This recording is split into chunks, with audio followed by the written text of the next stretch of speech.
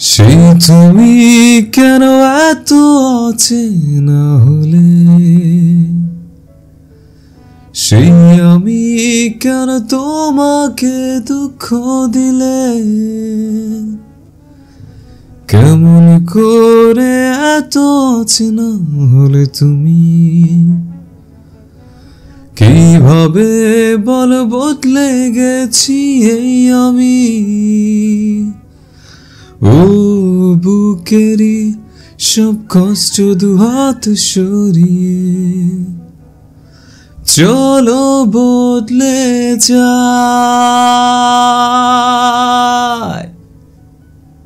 তুমি কেন বোঝো না তোমাকে ছাড়াই আমি অসহায়, আমার সবটুকু ভালোবাসা তোমায় ঘিরে, আমার অপরাধ যত আছে তোমার কাছে, তুমি ক্ষমা করে দিও আমায়। আই লাভ ইউ পাশের বাড়ির চান্ডা পোলা। বান্ধবীদের ট্রুথ আর ডেয়ার নামক ভয়ঙ্কর খেলার চক্করে পড়ে অবশেষে ফেসবুকে নিজের অ্যাকাউন্ট থেকে এমন একটা পোস্টার দিয়েই ফেলল আরোহী। কোন কুক্ষণে যে বান্ধবীদের সাথে ট্রুথ আর ডেয়ার নামক খেলাটা খেলতে গিয়েছিল কে জানে। জীবনের চরম ভুলটা বোধ হয় এটাই করলো সে। তাও খেলেছিল বেশ ভালো, কিন্তু ডেয়ার নিতে কে বলেছিল? সত্যি বলার ভয়ে ট্রুথ নেয়নি, এখন ডেয়ার নিয়ে তো ফাঁসলো আরও। ভাগ্যিস আইডিতে পরিবারের কোনো সদস্য বা আত্মীয় স্বজন কাউকে রাখেনি, নয়তো আর যাচ্ছে তাই একটা পরিস্থিতিতে পড়তে হতো। যদিও তাদের বাড়ির আশেপাশের বাড়িতে তেমন কোনো ছেলে টেলে নেই। ডান পাশের বাড়িতে দুটো মেয়ে একটা ছেলে, ছেলেটা ছোট, বয়স এই 2 বছর হবে হয়তো। আর বাম পাশের বাড়িটা তালাবদ্ধ। তবে এই বাম পাশে দুটো বাড়ি রেখে যে বাড়িটা রয়েছে তাতে এক ভয়ঙ্কর পুরুষের বসবাস। সম্পর্কে সে পুরুষ আরোহীর মামাতো ভাই। তার বড় মামা তুর্য চৌধুরী সুপুত্র তূর্ণ চৌধুরী। তূর্ণের থেকে আরোহী প্রায় বছর 5 ছোট হলেও শৈশব থেকেই তাদের দা কুমড়ো সম্পর্ক। তূর্ণ বাকি সকলের সাথে সর্বদা বেশ মার্জিত ব্যবহার করে। কাজীর মহলের সকলের সাথে ভালো সম্পর্ক তার, শুধুমাত্র শত্রুতা আরোহীর সাথে। এই মেয়েটার সাথে যেন তার জন্মান্তরের শত্রুতা। দেখা হলে এক চোট ঝগড়া না করে দুটো ধমক না দিয়ে শান্তি পায় না। উঠতে বসতে সর্বদা তার পেছনে লেগেই থাকে ছেলেটা। আরোহীর মনস্তাত্ত্বিক ভাবনা মতে সে এক বদমাইশ, ভয়ঙ্কর, অভদ্র এবং বাজে পুরুষ, যাকে দেখলেই ভয়ে ঠকঠক করে কেঁপে ওঠে তার হৃদয়। মেয়েটার ভাবনার মাঝেই হঠাৎ তাদের বাড়ির কলিং বেলটা বেজে উঠল। আরোহী ঘাড় ঘুরিয়ে তাকালো কক্ষের দেয়ালে ঝুলানো দেয়াল ঘড়িটার পানে। রাত প্রায় 12টা বেজেছে। বাবা, মা এবং ছোট ভাইটা নিশ্চয়ই ঘুমিয়ে পড়েছে, কিন্তু এত রাতে আবার কে এলো? মেয়েটা বিছানা ছেড়ে উঠে দাঁড়ালো, বিছানার পাশে ফেলে রাখা ওড়নাটা তুলে ভালোভাবে জড়ালো। শরীরের অতঃপর কক্ষ ছেড়ে বেরিয়ে এলো সদর দরজার পানে। কিন্তু এত রাতে একা একজন মেয়ে মানুষ হয়ে কি তার দরজা খোলাটা ঠিক হবে? যদি কোনো চোর ডাকাত বা গুন্ডা বদমাইশ হয় তখন কি হবে? আরোহী ভীত হলো। দরজায় লাগানো দূরবীন লুকিং গ্লাস থেকে তাকালো বাহিরে। অমনি চমকে উঠল মেয়েটা। এ কি, বাইরে তো তূর্ণ দাঁড়িয়ে আছে, এই লোক এত রাতে এখানে কেন? তূর্ণ হাত উঁচিয়ে আবারও কলিং বেল চাপলো। আরোহী আর সময় ব্যয় করলো না। কলিং বেলের আওয়াজ শ্রবণে যদি তার মায়ের ঘুম ভেঙে যায় আর সে এসে দেখে তূর্ণ এসেছে, অথচ আরোহী দরজা না খুলে দাঁড়িয়ে রয়েছে, তখন আবার একচোট বকুনি খাবে। তার মায়ের আদরের ভাইপো কিনা? মেয়েটা হাত উঁচিয়ে দরজাটা খুলল, নিজেকে স্বাভাবিক রেখে বলল, তূর্ণ ভাই আপনি? পুরনো কথাটা শেষ হতে পারল না আরোহী। তার আগেই তূর্ণের পুরুষালী হাতের বেশ শক্তপোক্ত একটা থাপ্পড় এসে পড়ল মেয়েটার নরম গালে। মাথাটা যেন ঘুরে উঠল তার সাথে সাথে। গালে হাত চলে গেল অজান্তেই। হতভাগ চোখে তাকালো তূর্ণের পানে। অত্যন্ত গম্ভীর, ক্রোধিত মুখশ্রী তার। সর্পের ন্যায় কেমন ফোঁস ধ্বনি তুলতে কণ্ঠে। চক্ষু দুটোতেও রক্তিম আভা বিরাজমান। ঢোক গিলল আরোহী। আমতা আমতা করে বলল, আপনি আমায় থাপ্পড় কেন মারলেন তূর্ণ ভাই? প্রশ্নটা কণ্ঠে ধারণ করতে করতে যতক্ষণ তারপরেই আবারও একটা থাপ্পড় এসে পড়ল মেয়েটার আরেক গালে। কি ভয়ঙ্কর শক্ত হাতের থাপ্পড় রে বাবা, তাও আবার একটা নয়, দুটো। ব্যথায় গাল টনটন করে উঠল তার। আরেকটা হাত অন্য গালে দিয়েই ফুপিয়ে উঠল মেয়েটা, নাক টেনে শুধালো, আমি কি করেছি তনু ভাই? এভাবে হুট করে বিরোধী দলের ন্যায় আচরণ কেন করছেন? দরজা খুলতেই থাপড়াথাপড়ি লাগিয়ে দিয়েছেন ওই ইটের মতো শক্ত হাতটা দিয়ে। তূর্ণের ক্রোধ যেন বাড়ল আরো। দাঁতে দাঁত চেপে সে বলল, আই লাভ ইউ পাশের বাড়ির চ্যাংড়াপোলা? কোন ছেলেকে তো আই লাভ ইউ বলেছিস বেয়াদব? এত বড় সাহস তোকে কে দিয়েছে? দুই গালে দুই হাত রেখেই চমকে উঠল আরোহী। চোখ দুটো বড় বড় হয়ে গেল বিস্ময়ে। এই কথা এই লোক জানলো কিভাবে? তার ফেসবুকের ফ্রেন্ড লিস্টে তো এ নেই, প্রোফাইলও লক করা। তাহলে কিভাবে জানলো? আরোহীর ভাবনার মধ্যেই আবারও মুখ খুলল তূর্ণ। হিসিয়ে বলল, একটুখানি পুচকে মেয়ে, নাক টিপলে এখনো দুধ বের হয়, এর মধ্যে নাগর জোরে তো নেমে পড়েছে। আরোহী চোখ তুলে তাকালো তূর্ণের পানে, ঘোর প্রতিবাদ করে বলল, আমার নাক টিপলে কোনো কালেই দুধ বের হয়নি তনু ভাই, বরং সর্দি বের হয়েছে। বিশ্বাস না হলে টিপেই দেখুন, আপনার থাপ্পড় খেয়ে কান্না করতে গিয়ে নাকে সর্দি জমেছে মাত্রই। আরোহী দুই গালে দুই হাত রেখেই মাথাটা এগিয়ে দিল। তুর্য তাকালো মেয়েটার নাকের পানে। নাকের ডগাটা কেমন যেন লাল হয়ে উঠেছে। মেয়েটা তার মায়ের মতো একটু বেশিই ফর্সা। একটু কান্নার বেগ আসলেই নাকটা লাল টমেটোর বর্ণ ধারণ করে। শীতল হলো তূর্ণের দৃষ্টি, তবে পরক্ষণেই আবার সর্দির কথা স্মরণে আসতে নাক মুখ কুচকালো। কটমট করে বলল, তুই কিন্তু বেশি বার বেড়েছিস আরোহী। আমার কথার উপর আর একটা কথা বললে তোর নাকটাই কিন্তু আমি কেটে নেব। আরোহী ভীত হলো। দ্রুত নিজের নাকটা সরিয়ে নিল তূর্ণের সম্মুখ থেকে। এই পুরুষ যা ভয়ঙ্কর, তার নাকটা কেটে নিতেও পারে। তারপরে সে গন্ধ শুকবে কি দিয়ে? এই পৃথিবীর এত ভালো ভালো খাবার, সুন্দর সুন্দর ফুল শুধু চোখ দিয়ে দেখবে, কিন্তু গন্ধ শুকতে পারবে না। কি মারাত্মক ব্যাপার স্যাপার। তার থেকে নিজের নাক নিয়ে নিরাপদ দূরত্বে চলে যাও ভালো। আরোহী একটু দূরে সরে গেল। পুরনো ক্রোধ আবারও জেগে উঠল তূর্ণের ভেতরে। রুদ্রমূর্তি ধারণ করে বলল, তুই যে ইদানিং এসব করে বেড়াচ্ছিস, পাশের বাড়ির ছেলেতে ফেসবুক পোস্ট করে আই লাভ ইউ বলে বেড়াচ্ছিস, এসব তোর হিটলার বাপ জানে নাকি এখনো জানিস নি? থামলো তূর্ণ। পরপর বাপ আবার বলল, দাঁড়া, ডাকছি তোর হিটলার বাপকে। মেয়েকে আদর আদর এতটাই বাদর বানিয়েছে, সে এখন পাশের বাড়ির ছেলেদের ধরে ধরে আই লাভ ইউ বলে। আটকে উঠল আরোহী। এতক্ষণ রুক্ষ কণ্ঠে কথা বলা, থাপ্পড় মারা যায় একটু মানা যায়, কিন্তু বাবাকে বলা? ভয়ে থরথর করে কেঁপে উঠল আরোহীর ছোট্ট দেহটা। বাবা মায়ের কানে কোনোভাবেই কথা গেলে কেটে কুচি কুচি করে ফেলবে নির্ঘাত। মেয়েটার দিশেহারা হলো। তাড়াহুড়ো করে বলল, মা বাবাকে কিছু বলবেন না তনু ভাই।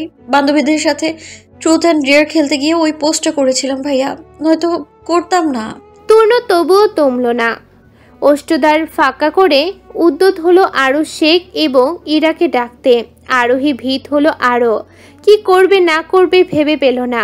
শেষে আর উপায় না পেয়ে হুট করেই সে বসে পড়ল তূর্ণের পায়ের কাছে। দুই হাতে তার পা জড়িয়ে কাঁদো কাঁদো কণ্ঠে বলল, আব্বু আমাকে ডাকবেন না তনু ভাই। আমি সত্যি বান্ধবীদের ট্রুথ অ্যান্ড ডেয়ার পাল্লায় পড়ে ওই পোস্ট করেছিলাম। আপনি খোঁজ নিয়ে দেখুন, আমাদের বাড়ির চারপাশে কোনো চ্যাংড়াপোলা নাই। 2 বাড়ি পরে আপনাদের বাড়ি, কিন্তু সে বাড়ির সব পুরুষরা তো ভীষণ ভদ্র, সভ্য, সুশীল আর মার্জিত, যেমন আপনি। পূর্ণ চোখ ছোট ছোট করে তাকালো আরোহীর পানে। এই মেয়ের কণ্ঠে নিজের এত প্রশংসা তো জন্মের যুগে শোনেনি। আজ একদম প্রশংসার ফোয়ারা বইছে। এসব যে নিজেকে বাঁচানোর জন্য তা বেশ ভালোই জানে তূর্ণ।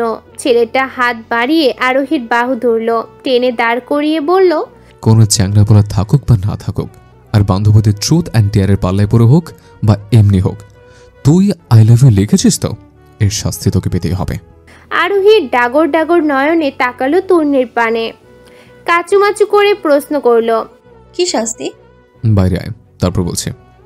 আরোহী বিরক্তি করল। তূর্ণের প্রস্তাবকে নাকচ করে বলল, আমি কোথাও যেতে পারবো না, যা শাস্তি দেওয়ার এখানেই দিন। তাহলে আমি তোর বাবা মাকে ডাকছি। কোন ছেলেকে ফেসবুকে প্রেম নিবেদন করেছিস সে তোর না হয় তাদের সম্মুখে দিস। আরোহী আতঙ্কিত হলো। তাড়াহুড়ো করে পা বাড়ালো বাইরের দিকে। মেকি হেসে বলল, কে বলেছে আমি যেতে পারবো না? এই যে এক্ষুনি যাচ্ছি আমি। তূর্ণ ওষ্ঠ বাঁকিয়ে হাসলো, অতঃপর নিজেও বেরিয়ে এলো আরোহীর পিছু পিছু। মেয়েটা সম্পূর্ণভাবে বাইরে বেরোতেই তূর্ণ আদেশ দিয়ে বলল, কান ধর। আরোহী চমকালো। এখন কিনা তাকে রাস্তায় দাঁড়িয়ে কান ধরতে হবে? হতে পারে এটা রাত, আশেপাশে কেউ নেই, কিংবা কেউ তাকে কান ধরে থাকতে দেখবে না। তবুও আত্মসম্মানের একটা ব্যাপার আছে নাকি? মেয়েটা এবার ইন্টার দ্বিতীয় বর্ষে পড়ছে, কিছুদিন পর এইচএসসি দিবে। যথেষ্ট বড় মেয়ে, সে কিছুতেই এই পুরুষের সম্মুখে কান ধরবে না। আরোহী তূর্ণের এই শাস্তি নিতে অস্বীকার করল, নিচু কণ্ঠে বলল, অন্য শাস্তি দিন তূর্ণ ভাই, আমি কান ধরতে পারবো না। তূর্ণ চোখ ঘুরিয়ে আশেপাশে কিছু খুঁজলো, অতঃপর রাস্তার পাশ থেকে একটা মোটা লাঠি তুলে এনে বলল, কান ধরবি নাকি এই লাঠি দিয়ে পিটিয়ে তোর পাশের বাড়ির চ্যাংরাপোলা বের করব? আর তোর বাবা মাকে তো অবশ্যই পুরো ঘটনা বলে যাব। লাঠির পানে তাকিয়ে ঢোক গিলল আরোহী। এই লাঠির একটা বাড়ি খেলে হাসপাতালের বিছানা ধরা ছাড়া আর কোনো উপায় নেই। ট্রুথ অ্যান্ড ডেয়ার খেলে যে সে জীবনে কত বড় ভুল করেছে তা সে বেশ ভালোই বুঝতে পেরেছে। মেয়েটা মনে মনে প্রতিজ্ঞা করল, এই জীবনে আর যাই হোক সে কোনোদিন ট্রুথ অ্যান্ড ডেয়ার খেলবে না। এই খেলার মতো ভয়ঙ্কর আর আতঙ্কের খেলা পৃথিবীতে আর দুটো নেই। আরোহীর ভাবনার মধ্যেই তাকে ধমকে উঠল তূর্ণ। হাতের লাঠিটা ঘোরাতে ঘোরাতে বলল, কান ধরবি নাকি এটা দিয়ে লাগিয়ে দেবো তুই খা? কেঁপে উঠল বেচারি, দ্রুত কানে হাত দিল, তুতলিয়ে জবাব দিল, এই তো ধরেছি কান। তূর্ণ হাতের মোটা লাঠিটা নিয়ে দুইবার চক্কর কাটল আরোহীর চারপাশে, অতঃপর বলল, এখন মুখে বল, আমার স্বামী ব্যতীত কাউকে আর কোনোদিন আমি লাভ ইউ বলবো না। আরোহী মিনমিনে কণ্ঠে উচ্চারণ করল, আমার স্বামী ব্যতীত কাউকে। সাথে সাথে আবারও ধমকে উঠল তূর্ণ, রুক্ষ কণ্ঠে বলল, মিনমিন করে কি বলছিস? জোরে বল বেয়াদব। তূর্ণের ধমকে কিঞ্চিত কেঁপে উঠল আরোহীর ছোট্ট কায়া। তৎক্ষণাৎ গলা বাঁকিয়ে বইয়ের পড়া মুখস্থের ন্যায় আওড়ালো, আমার স্বামী ব্যতীত কাউকে আর কোনোদিনও আমি আই লাভ ইউ বলবো না। আমার স্বামী ব্যতীত কাউকে আর কোনোদিনও আমি আই লাভ ইউ বলবো না। ওষ্ঠীর সূক্ষ্ম হাসির রেখা ধরা দিল তূর্ণের। তবে আরোহী তার পানে তাকাতেই সে হাসি গিলে ফেলল দ্রুততার সাথে। পূর্বের ন্যায় মুখশ্রীতে থমথমে ভাব ধারণ করে বলল, কি সমস্যা? তোকে থামতে বলেছি আমি, তোর থামনি কেন? আর কতক্ষণ এইভাবে থাকতে হবে তূর্ণ ভাই? আমার যে ভীষণ পায়ে ব্যথা করছে। তূর্ণ কপালে ভাঁজ ফেলল, তীক্ষ্ণ দৃষ্টিতে তাকিয়ে বলল, একদম বাপের মতো হয়েছিস। আমার বাবা যে তোর বাপকে কথা কথা মির্জাফরের বংশধর বলে, আজ তার সত্যতা পেলাম। কান ধরে দাঁড়াতে বলেছে, 5 মিনিটও হলো না, এর মধ্যেই পা ব্যথা নামক মিথ্যা অজুহাত দিয়ে বাঁচতে চাইছিস। মির্জাফরের ন্যায় আমার বিশ্বাস নিয়ে ছিনিমিনি খেলার পায়তারা করেছিস। তবে বলে রাখি, আমি তোর মতো কুচক্রি নারীর কথা বিশ্বাসই করি না। আর তো করবি বিশ্বাসঘাতকতা। চুপচাপ কান ধরে দাঁড়িয়ে থাক, বেয়াদব মহিলা। আরোহী শুনল তূর্ণর কণ্ঠ নিঃসৃত প্রতিটি বাক্য। 2 হাত দ্বারা কান ধরে রেখেই প্রতিবাদী কণ্ঠে বলল, আমি মোটেই মহিলা নই তূর্ণ ভাই, আমার বয়স মাত্র 17 বছর। বাংলাদেশের আইন অনুযায়ী আমি এখনো শিশু। তূর্ণ ওষ্ঠ বাঁকালো, ভেঙচি কেটে বলল, হ্যাঁ, তুই তো শিশুই, একদম বাচ্চা, এখন বিছানা মতিস। তা একা একা বলছি বিছানা নষ্ট করে হচ্ছিল না, তাই নাগর খুঁজতে বের হয়েছিলে? আরোহী নাক মুখ কুচকালো, কি বৃষ্টি কথাবার্তা! বিছানায় মুতি মানে কি? বড় ভাই হয়েছে বলে কি যাতা বলবে? তার কি কোনো মান সম্মান নেই নাকি? আরোহী আর চোখে তাকালো তূর্ণের পানে, কিছুটা ঝাঁঝালো কণ্ঠে বলল, একদম বাজে কথা বলবেন না তূর্ণ ভাই, আমি মোটেও বিছানায় ওসব করি না। বিছানায় শিশু ছেড়ে দিয়েছিস? তাহলে তো এখন তোকে বিয়ে দেওয়া দরকার। পাড়ার মোড়ের কুদ্দুস বয়তির সাথে তোকে মানাবে বেশ। এমনিও লোকটা বহু বছর নিঃসঙ্গ হয়ে ঘুরে বেড়াচ্ছেন, তোর সাথে বিয়ে হলে তার জীবনের নিঃসঙ্গতা খুঁজবে একটু হলেও। আমার মাঝে মাঝে সে তার কোকিলের ন্যায় মিষ্টি সুরে তোকে গানও শোনাবে। থামলো তূর্ণ, একটু ভেবে কণ্ঠ বাড়িয়ে গান ধরল, গির গির গির গির গির গির কে জানে কইল উত্তর বাড়ির খালা আর দক্ষিণ বাড়ির খালা, আরে তারা তারা ওইটা পালা, হাই লাল দুপাট্টা মালমাল কা হো জি। তূর্ণের পুরুষালী কণ্ঠে ধারণ করা গিরি গিরি গিরি গিরি গিরি এই 4টা শব্দের দাপটেই লাফিয়ে উঠল আরোহী। বুক ধরফর করে উঠল তৎক্ষণাৎ। এ আবার কেমন ভয়াবহ আতঙ্কের গান! এই রাতের আধারে চারদিকে শুনশান নীরবতায় আর একটু হলেই তো হার্ট অ্যাটাক করিয়ে দিত আরোহীর। মেয়েটা জোরে জোরে কয়েকটা নিঃশ্বাস নিল। সাথে সাথে তার চোখের সম্মুখে ভেসে উঠল পাড়ার মোড়ের কুদ্দুস বয়াতির চেহারাটা। লোকটা একটু পাগলা পাগলা ফকির ধাঁচের। শরীরে তার সর্বদা জোড়াতালি দেয়া একখানা জুম্বাই ন্যায় পোশাক থাকে। মাথার চুলগুলো বেশ অনেকদিন ধরে অযত্নে অবহেলায় লম্বা হয়ে জট বেঁধে গেছে। দাড়ি গফিরও তেমনই অবস্থা। তবে লোকটার গানের গলা বেশ সুন্দর। রাস্তার ধারে একদিন গান গাইছিল, তা শুনেই আরোহী বলেছিল, বাহ, লোকটা পাগলাটে ধাঁচের হলেও বেশ সুন্দর গান গাইতো। ব্যাস ওই বাক্যটাই যেন তার গলায় ফাঁস হয়ে ধরনীর বক্ষে পদার্পণ করলো। কথাটা কিভাবে যেন তূর্ণের কর্ণে পৌঁছালো। আর তারপর থেকে এখন পর্যন্ত এই পুরুষ ওই কুদ্দুস বয়াতির নাম নিয়ে জ্বালিয়ে মারল তাকে। বিরক্তিতে কপাল কুঁচকালো আরোহী। তপ্ত নিঃশ্বাস ফেলে বলল, এখন ছেড়ে দিন তূর্ণ ভাই, অনেক রাত হয়েছে, আমি ঘরে যাই, ঘুম পাচ্ছে ভীষণ। আমার ঘুমে আগুন লাগিয়ে তুই ঘুমাবি? তাও তো আমি বেঁচে থাকতে হতে দেবো না। আরোহী অবাক হলো। কি মিথ্যাবাদী লোক! সে কখন তূর্ণের ঘুমে আগুন লাগালো? আশ্চর্য! মেয়েটা পলক ঝাপটালো। হতভাগ কণ্ঠে বলল, আমি আবার কখন আপনার ঘুমে আগুন লাগালাম? উল্টো আপনি আমার ঘুমে আগুন লাগিয়ে ধরে বেঁধে এখানে এনে কান ধরিয়ে দাঁড় করিয়ে রেখেছেন আমায়। চুপ বেয়াদব, বড়দের মুখোমুখি আবার কথা বলছিস। চুপচাপ কান ধরে দাঁড়িয়ে থাক, নয়তো এখনই তোর বাপ মাকে ডাকবো, আর সাথে তুই মোটা লাঠি আছে। তূর্ণের ফের ধমকে চুপসে গেল আরোহী। আর কোনো বাক্য ব্যয়ের সাহস করল না মেয়েটা। চুপচাপ দাঁড়িয়ে রইল কান ধরে। একটু একটু করে সময় গড়ালো। চারিদিকে জনমানবহীন নীরব রাস্তায় দাঁড়িয়ে রয়েছে শুধুমাত্র দুই নর নারী। একজন নিজেকে নিশ্চুপতার জড়িয়ে দাঁড়িয়ে রয়েছে মাথা নুয়ে, আর অন্যজন তার পানেই তাকিয়ে রয়েছে, চোখে মুখে একরাশ মুগ্ধতা ফুটিয়ে। তূর্ণ আরও কিছুটা সময় নিয়ে তাকিয়ে রইল আরোহীর পানে। অতঃপর পাক্কা 30 মিনিটের সমাপ্তি ঘটিয়ে বলল, এখন ঘরে যা। আরোহী উৎফুল্ল হলো। এতক্ষণে যেন স্বস্তির নিঃশ্বাস ফেলল সে। যাক, অবশেষে তার শাস্তির পাট ঢুকেছে। দ্রুততার সাথে কান ছাড়ল মেয়েটা। লাফিয়ে লাফিয়ে পা বাড়ালো গৃহের পানে। তবে দরজার নিকটে গিয়েই থমকে দাঁড়ালো সে। আবারও ফিরে তাকালো পিছনে। তূর্ণ কপাল কুঁচকালো, গম্ভীর সুরে প্রশ্ন করল, আবার কি? আপনি সত্যি বাবা মাকে কিছু বলবেন না তো? আরোহীর চোখ মুখে উৎকণ্ঠা। আড়ালে হাসল তূর্ণ, তবে মুখশ্রীতে গম্ভীরতা এঁটে রেখেই ছোট্ট করে জবাব দিল, না। সত্যি করে বলুন, একদম 3 সত্যি। তূর্ণ বিরক্ত হলো, ধমকে বলল, তুই গেলি নাকি এখনো ডাকবো তোর বাপ মাকে? আরোহী আর দাঁড়ালো না এক মুহূর্ত। ঝড়ের গতিতে সে ঢুকলো গৃহের ভিতরে। বলা তো যায় না, সত্যি সত্যি যদি এই লোক আবার তার বাবা মাকে ডেকে বসে, তবে আর আজ বাঁচতে হবে না। আরোহীকে ছুটতে দেখে এবার প্রকাশ্যেই অস্ত্র প্রসারিত করল তূর্ণ। মেয়েটা যতক্ষণ না দরজা আটকালো ততক্ষণ চেয়ে রইল ওভাবেই। দরজা আটকাতেই হাতের লাঠিটা ছুঁড়ে ফেলল অদূরে। অতঃপর নিজেও পা বাড়ালো বাড়ির পানে। সকালের সূর্যটা উজ্জ্বল হতে শুরু করেছে ধীরে ধীরে। চারদিকটাতে ব্যস্ততাও বাড়তে শুরু করেছে একটু একটু করে। আরোহী এখনও এলোমেলো হয়ে পড়ে রয়েছে বিছানায়। গভীর ঘুমে আচ্ছন্ন সে। এমন সুন্দর সুখবর ঘুমের মধ্যে হঠাৎ দরজা ধাক্কানোর আওয়াজ কর্ণে পৌঁছালো মেয়েটার।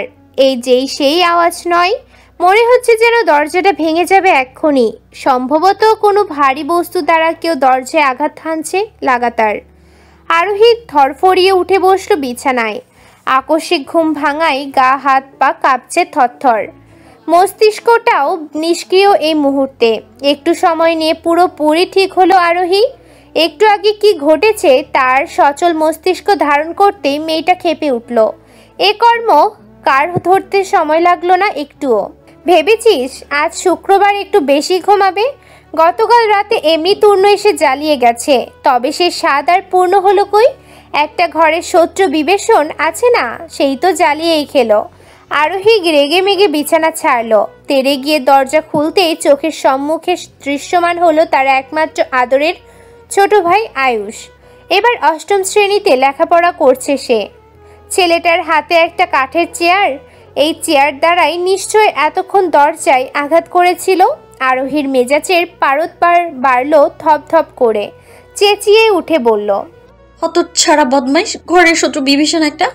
এইভাবে দরজা ধাক্কাচ্ছিলি কেন? হ্যাঁ, আমি কি মরে গিয়েছিলাম? বোনের এত হাক ডাক কিছুই গায়ে মাখল না আয়ুষ, বরং সাবলীল কণ্ঠে বলল, যে কুম্ভকর্মের মতো ঘুম তোর, প্রথমে তো আস্তে ধীরেই ডাকছিলাম, উঠছিলে না, তাই তূর্ণ ভাইয়ের বুদ্ধিতেই এই পন্থা অবলম্বন করতে হলো। তূর্ণ তূর্ণ আর তূর্ণ, জীবনটা জ্বালিয়ে পুড়িয়ে শেষ করে দিল ওই লোকটা। রাতে জ্বালিয়ে হয়নি, এখন সকালেও জ্বালানো শুরু করেছে। আরোহী দাঁতে দাঁত চাপলো, ঝাঁঝালো কণ্ঠে বলল, এসেছে তূর্ণের জ্বালা, আমার চোখের সম্মুখ থেকে দূর হ বদমাইশ। কথাটা বলতে বলতে রেগে মেগে দরজাটা আটকে দিল মেয়েটা। ব্যস্ত হলো আয়ুষ, দরজায় আবার কড়া ঘাত করে বলল, আরে দরজা আটকাচ্ছিস কেন? পুরো কথা তো শুনবি। তূর্ণ ভাইয়ের মা মানে বড় মামি আমাদের দাওয়াত করেছে, যেতে বলছে ও বাড়িতে। তূর্ণদের বাড়িতে যাবে কেন? কপালে যতটুকু শনি চড়ানো বাকি আছে সেটুকু চড়াতে। ও বাড়িতে গেলেই তো তূর্ণ আবার তার পেছনে লাগবে, তারপর পুরো দিনটাই মাটি। ভেতর থেকে চেঁচিয়ে উঠল আরোহী, ঝাঁঝালো কণ্ঠে বলল, কোথাও যাব না আমি, ওই বদমাইশ তূর্ণের বাড়িতে তো নাই। আরোহী ফোঁস করতে করতে আবার বিছানায় গা এলিয়ে দিল। তূর্ণের বাবা তুর্য চৌধুরী সম্পর্কে আরোহীর মা এরা চাচাতো ভাই, অর্থাৎ তার চাচাতো মামা। তবে তাদের দুই পরিবারের মধ্যে সম্পর্ক বেশ উন্নত। একদিকে চাচাতো ভাই বোনের সম্পর্ক, তার উপরে আরোহীর মা ইরা আর তূর্ণের মা পৃথা বান্ধবী। আবার ওদিকে আয়ুষ এবং তুর্য ভাই ভাই। তূর্ণদের বাড়ির পাশেই ইরার আপন ভাই এবং অর্থাৎ আরোহীর আপন মামা ইমন চৌধুরীর বাড়ি। সে বাড়িতেও তাদের অহরহ যাতায়াত, তবুও যেন সখ্যতা তুর্যদের বাড়ির সাথেই বেশি। আরোহী নিজের ক্রোধ নিয়েই ঘুমিয়ে পড়েছিল। ঘুমের গভীরতা একটু বাড়তেই বালিশের পাশে থাকা তার ছোট্ট মুঠো ফোনটা বেজে উঠল কর্কশ ধ্বনিতে। মেয়েটা বিরক্ত হলো, এখন আবার কে? তার শান্তিকে এই পৃথিবীর কারো সহ্য হয় না। আরোহী কলটা ধরল না, কানের উপরে একটা বালিশ চাপা দিয়ে ঘুমানোর চেষ্টা করলো আবারও।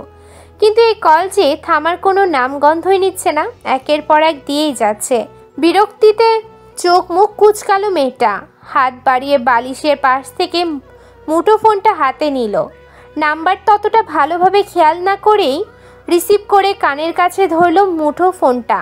ঘুম জড়ানো কণ্ঠে বলল, হ্যালো, আসসালামু আলাইকুম, কে বলছেন? ও পাশ থেকে জবাব এলো না কোনো, শুধু ভারী নিঃশ্বাসের আওয়াজ শোনা যাচ্ছে ক্ষণে ক্ষণে। আরোহী ব্রু কুচকালো, তিরিক্ষি মেজাজে বলল, সমস্যা কি? কল দিয়ে চুপ করে আছেন কেন? মোবাইলে কি টাকা বেশি হয়ে গেছে নাকি? থামলো আরোহী, সাথে সাথে ওপাশ থেকে গুরু গম্ভীর কণ্ঠে জবাব এলো, তুই নাকি আমাকে বদমাইশ বলেছিস? আরোহী থতমত খেয়ে গেল। পরক্ষণে চোখ মুখ শক্ত হয়ে উঠল তার। এইটুকু সময় এই কোথাও তূর্ণের কর্ণে পাচার করে দেওয়া হয়ে গেছে। এটা তার ভাই নাকি শত্রু? তবে তাকে এই মুহূর্তে ভয় পেলে চলবে না। তূর্ণকে হেজে তাকে ভয় পেতে হবে। ভয় পেলেই লোকটা মাথায় চড়ে বসবে। কাল কেমন ঠাস ঠাস দুটো থাপ্পড় মেরে গেল, গাল দুটো এখনও যেন অবশ হয়ে আছে। মনের মধ্যে সাহস সঞ্চয় করলো আরোহী, জিহ্বা দ্বারা ওষ্ঠ ভিজিয়ে বলল, বদমাইশকে বদমাইশ বলবো না তো ভালো বলে ডাকবো নাকি? তূর্ণ কপালে ভাঁজ ফেললো, রুক্ষ কণ্ঠে বলল, কি বললি আবার বলতো? বদমাইশ বলেছি, বদমাইশ। কথাটা বলে আরোহী একটা ছোট্ট শ্বাসও ফেলতে পারল না বোধহয়। তার আগেই কলটা কেটে গেল ওপাশ থেকে। অবাক হলো মেয়েটা, একচোট ঝগড়া করার আগে তো কল কাটার ছেলে তূর্ণ নয়, সেখানে এত বড় একটা শব্দ বদমাইশ বলেছে, তবুও কল কেটে দিয়েছে। আশ্চর্য তো। আরোহী আর তেমন ভাবল না বিষয়টা নিয়ে। কেটেছে বেশ ভালোই হয়েছে, নয়তো এই সকাল সকাল আবার একটা তর্ক বিতর্কে জড়াতে হতো। মেয়েটা হাতের মোবাইলটা বিছানার পাশে রেখে আবারও চোখ বন্ধ করে নিল। যদিও এখন আর ঘুম আসবে না, তবে কিছুক্ষণ মটকা মেরে পড়ে থেকে যত রাজ্যে রাজগুবি চিন্তা ভাবনা তো করা যাবে। কিছু মুহূর্ত গড়ালো না, এর মধ্যে আরোহীর কক্ষের বন্ধ দরজায় শব্দ হলো ধূপধাপ। ধরফড়িয়ে উঠে বসলো মেয়েটা, চোখ বড় বড় করে তাকালো দরজার পানে। এই ক্ষণে আবার কে এলো, আর এভাবে দরজাতেই বা আঘাত হানছে কেন? আয়েশ নয় তো? তখন 2-4 বাক্য শুধিয়ে ছেলেটাকে ভাগিয়ে দিয়েছিল। এখন আবার এসেছে নিশ্চয় তাকে বিরক্ত করতে। কপাল কুঁচকালো আরোহী। এর যন্ত্রণায় এই গৃহেই যে তার বসবাস দায় হয়ে পড়েছে। তবে দরজায় পড়া আঘাত যে থামার নয়। মনে হচ্ছে দরজাটা ভেঙে ফেলবে এক্ষুনি। মেয়েটা দ্রুত নেমে দাঁড়ালো বিছানা থেকে। ওড়নাটা ভালোভাবে শরীরে জড়িয়ে যন্ত্রতন্ত্র পায়ে এগিয়ে গিয়ে খুলল দরজাটা। অমনি আটকে উঠল সে। এ কি? এ তো আয়েশ নয়, এ তো তূর্ণ। আরোহীর স্মরণে এলো একটু আগে তূর্ণের সাথে ফোনালাপের কথা। ভীত হলো তার হৃদয়। ঢোক গিলে আবার দরজাটা আটকে দিতে উদ্যত হলে এক হাত তুলে আটকে দিল তূর্ণ। কি দানবীয় শক্তি এই পুরুষের শরীরে! তবুও আরোহী তার প্রচেষ্টা চালালো। কিছুটা সময় নিয়ে চেষ্টা করলো দরজাটা বন্ধ করে দিতে, কিন্তু পারল না। তূর্ণ তার এক হস্ত দ্বারাই পরাস্ত করে দিল ছোট্ট মেয়েটাকে। শক্ত হাতে ধাক্কা মেরে দরজা ঠেলে ঢুকে পড়ল ভিতরে। এগিয়ে গিয়ে বেশ আয়েসি ভঙ্গিতে বিছানায় বসে শুধালো। ফোনে যেন কি বলেছিলে? আমি যেন কি? আরোহী এলোমেলো দৃষ্টি ফেলল, পরপর ফাঁকা ঢোক গিলে জবাব দিল। কই, কিছু না তো, একদম কিছু না। একটু আগে না তুই আমাকে বদমাশ বলেছিলে, এর মধ্যে বলে গেলে? কই, কখন, কিভাবে? আমি আপনাকে বদমাশ বলবো কেন? আপনি তো আরো সবসময় বলি আপনি ভীষণ সৎ, আদর্শবান, সুশীল আর ভদ্রপুরুষ। কি মিথ্যা, কি মিথ্যা! এই মেয়ে তো খাড়ার উপরে মিথ্যা বলছে। তূর্ণ বিছানা ছাড়লো, আরোহীর মুখোমুখি দাঁড়িয়ে বলল, এত মিথ্যা কিভাবে বলছিস? তোর বুক কাঁপছে না? মামুনি যে হাই হাই করে বলেছিল মেয়েটা আমার বিগড়ে যাচ্ছে, আজ তো দেখছি সত্যি তুই বিগড়ে যাচ্ছিস। আরোহী আমতা আমতা করলো। এই ক্ষণেও নিজেকে বাঁচাতে সে আরো তর্কে জড়ালো। কণ্ঠে ধ্বনি তুলে বলল, প্রমাণ কি যে আমি মিথ্যে বলছি? তূর্ণ হতবাক হয়ে পড়ল। প্রথমে তাকে বদমাইশ বলল, তারপর মিথ্যা বলল, এখন আবার প্রমাণ চাইছে। মেয়েটা তো ইদানিং দুরন্ধর হয়ে যাচ্ছে বেশ। না, একে এবার একটা শাস্তি না দিলেই নয়। নয়তো পড়ে যাবে এতদিন আদর সোহাগে লালন করা গরু গোয়াল শূন্য করেই অন্যত্র ছুটতে চাইছে। তূর্ণ একবার সরু দৃষ্টিতে তাকালো আরোহীর পানে, অতঃপর পকেট হাতড়ে নিজের ব্যক্তিগত মুঠোফোনটা হাতে তুলে নিল। তাতে একটু আগে আরোহীর আর তার কল রেকর্ডটা চালিয়ে দিল উচ্চ শব্দে। সেখানে বেশ স্পষ্টভাবেই শোনা যাচ্ছে আরোহী তূর্ণকে বদমাইশ বলেছে। বিস্মিত হলো মেয়েটা।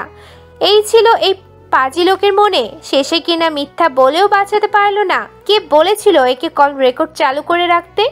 না না, পরিবেশ বেশ গরম, এখন এই স্থান থেকে পালানোই উত্তম কর্ম। আশেপাশের দৃষ্টি ঘুরিয়ে নিজের পালানোর পথ খুঁজল আরোহী। অতঃপর ছুটে পালাতে চাইল দরজার বাহিরে, তবে তার হলো না। মেয়েটা দৌড় শুরু করতেই পেছন থেকে খপ করে তার হাতটা টেনে ধরল তূর্ণ। বাঁকা হেসে বলল, এবার কোথায় বলাবি তুই? আমাকে বদমাশ বলা? এবার তোকে দেখাচ্ছে মজা। আমি আর কখনো আপনাকে বদমাইশ বলবো না তূর্ণ ভাই, আমার ভুল হয়ে গেছে, মাফ করে দিন। আরোহী হাত মোচড়ালো, কাদো কাদো হয়ে বলল উক্ত কথাগুলো। তবুও তূর্ণ ছাড়ল না তার হাত। সকালের বাসি মুখেই হাত টেনে নিয়ে বেরোলো কক্ষের বাহিরে। আরোহী নিজেকে মুক্ত করার আরো চেষ্টা চালালো, ব্যস্ত হয়ে বলল, আমি এখনো হাত মুখ ধুইনি তূর্ণ ভাই, ঘুম থেকে উঠে চুলটাতেও এখনো অবধি চিরুনি করিনি। রাস্তা মানুষ দেখলে কি বলবে, মামা মামি বা কি বলবে? আমি বরং হাত মুখ ধুয়ে একটু রেডি হয়ে নিই, তারপর আপনাদের বাড়ি যাই। নতুন নতুন শ্বশুরবাড়ি যাচ্ছিস না যে তোকে তৈরি হয়ে যেতে হবে? এভাবে চল, আমাদের বাড়িতে গিয়ে ফ্রেশ হবে। তূর্ণের কাট কাট কণ্ঠস্বর। মেয়েটাকে সে টেনে নিয়ে এলো সিঁড়ি থেকে। নিচে নামতেই সম্মুখে পড়লেন ইরা। তূর্ণকে দেখেই যেন আনন্দে গদগদ হয়ে পড়লেন তিনি। একগাল হেসে বললেন, আরে তূর্ণ বাবা যে, কখন এলে? তূর্ণ একবার ঘাড় বাঁকিয়ে তাকালো আরোহীর পানে, অতঃপর আবার ইরার পানে তাকিয়ে বেশ হাসি মুখেই বলল, এই তো একটু আগে এসছি মামুনি। আর এসে তোমার ওই বলতি মেয়েটাকে টেনে হেঁচড়ে রুম থেকে বের করে আনতে হলো। মা যেতে বলেছে ওকে। আর ওর কত বড় সাহস ভেবে দেখো, মায়ের আদেশকে উপেক্ষা করে ঘরের দাঁড় দিয়ে বসেছিল। ইরা একরাশ বিরক্তি নিয়ে তাকালেন আরোহীর পানে। মেয়েকে এত বলে এত বকে তবুও আদব কায়দা শেখাতে পারলেন না বোধ হয়। পৃথা গুরুজন, সে ডেকেছে, অবশ্যই সে ডাককে গ্রহণ করা তার মেয়ের কর্তব্য। তা না, গুরুজনের ডাককে উপেক্ষা করে দরজায় খিল বসিয়েছিল বাদর মেয়েটা। ইরার চোখ মুখ কিঞ্চিত রুক্ষ হলো। থমথমে কণ্ঠে বলল, দিন দিন বেয়াদব হয়ে যাচ্ছ তুমি। গুরুজনদের সাথে কথার অমান্য করতে শিখে গেছো আজকাল। এই শিক্ষায় কি আমি তোমাকে দিয়ে এসেছিলাম? মা তুমি। কণ্ঠে তোলা বাক্যের সমাপ্তি ঘটার আগেই আরোহীকে থামিয়ে দিলেন ইরা। আদেশের সুরে বললেন, যাও গিয়ে দেখো তোমার বড় মামি ডেকেছে কেন।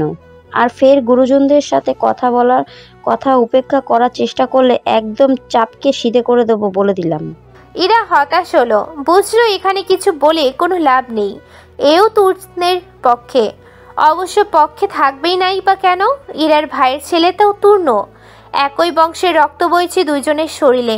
এই বাড়িতে আরোহীর ভাই শত্রু, মা শত্রু, শুধু একটা ভালো আছে তার বাবা। সেই বাবাটা যে এই মুহূর্তে কোথায় গেল? মেয়েটা গলা উঁচিয়ে এদিক ওদিক দৃষ্টিপাত করে খুঁজল বাবাকে, কিন্তু কোথাও দেখা পেল না তার। নিশ্চয়ই শুক্রবার সকালে উঠেই বাজারে চলে গিয়েছেন। হতাশ হলো আরোহী। আর কি করার, তার কপালটাই খারাপ। এখন না চাইতেও এই বদমাইশ তরুণের সাথে যেতেই হবে। কেউ তাকে বাঁচাতে পারবে না, কেউ না। ও বাড়িতে নিয়ে গিয়ে আবার কি করবে কে জানে। চারদিকে শুধু হতাশা আর হতাশা। চারদিকে ব্যস্ততা বেড়েছে। বৃক্ষহীন শহরের বুকটাই সূর্যের আলো উজ্জ্বল হয়ে উঠেছে অনেকটা। চৌধুরী বাড়ির সদর দরজা গলিয়ে আরোহীর হাত ধরে তরুণ ভিতরে প্রবেশ করতেই তাদের পানে ছুটে এলো ছোট্ট অনয়। এই বাড়ির ছোট্ট ছেলে, অর্থাৎ তরুণের ছোট কাকা তারিকের ছেলে এই অনয়।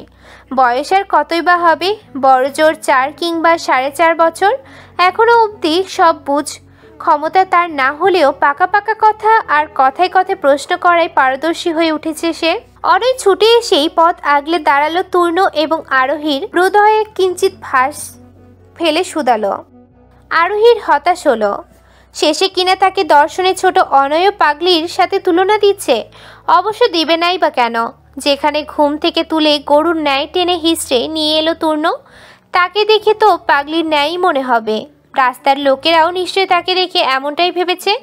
এই লোকের অত্যাচারে এতদিন নিজ গৃহে কোনো মান সম্মান ছিল না আরোহীর। এখন দেখা যাচ্ছে গৃহের বাইরেও থাকবে না। মেয়েটার হৃদয় যেন তূর্ণের প্রতি ক্রোধ নড়ে চড়ে উঠল। রুক্ষ দৃষ্টিতে সে তাকালো তূর্ণের পানে। তূর্ণ ভীষণ সাবলীলভাবে উপেক্ষা করলো সে দৃষ্টি। অনয়ের পানে তাকিয়ে শুধালো, কেন তোর আলোপিকে আজ আলোর মতো লাগছে না? অনয় তার ছোট ছোট চোখ দ্বারা ঘুরে ঘুরে পর্যবেক্ষণ করলো আরোহীকে। অতঃপর বেশ বিচক্ষণতার সাথে জবাব দিল, না, আজ আর আলুর মতো লাগছে না। দিদুন আমাদের বাড়ির ওই পাশে কি যেন একটা গাছ লাগাইছিল না, ওটার মতো লাগছে। অনেক ছোট বয়সে সব কথা সুন্দর সাবলীলভাবে উচ্চারণ করতে পারলেও তার ট এবং ত এই দুটোতেই অক্ষর উচ্চারণে বেজায় সমস্যা। আরোহী কপাল কুঁচকালো। এরা দুই ভাই মিলে আবার কোন সবজির সাথে তাকে মেলানোর চেষ্টা চালাচ্ছে। অনেক ছোট, তার কণ্ঠে আরোহী আপি আপ্পি দুটো শব্দ উচ্চারণ না করতে পেরে সে তাকে আলোপ্পি বলেই ডাকে। যদিও মেয়েটার মনে হয় আলোপ্পির তুলনায় আরোহী আপি এটা সহজ, কোনো যুক্তবর্ণ নেই। বারবার অনয়কে এ ব্যাপারে বলার পরেও সে আলোপ্পি অভ্যস্ত হয়ে উঠেছে। আর সে আলোপ্পির আলু থেকে তূর্ণ বানিয়েছে আলু। এতদিন তো এই দুই ভাই মিলে আলু আলু করে তার জীবনটা অতিষ্ঠ করে তুলেছিল, কিন্তু এখন আবার নতুন কোন সবজির সাথে তাকে জড়াতে চাইছে। আরোহী কপাল কুঁচকে রেখেই অনয়কে প্রশ্ন করল।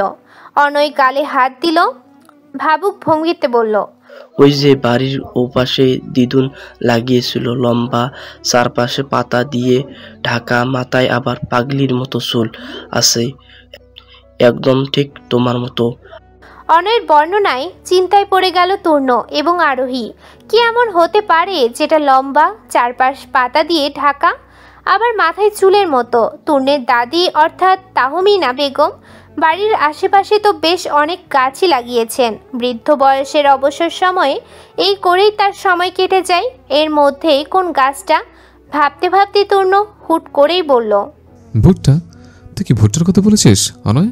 অনয়ের চোখ মুখ চকচক করে উঠল, মাথা ঝাঁকিয়ে তৎক্ষণাৎ জবাব দিল, হা হা, ভুক্তু ভুক্তু। তূর্ণের ওষ্ঠ প্রসারিত হলো।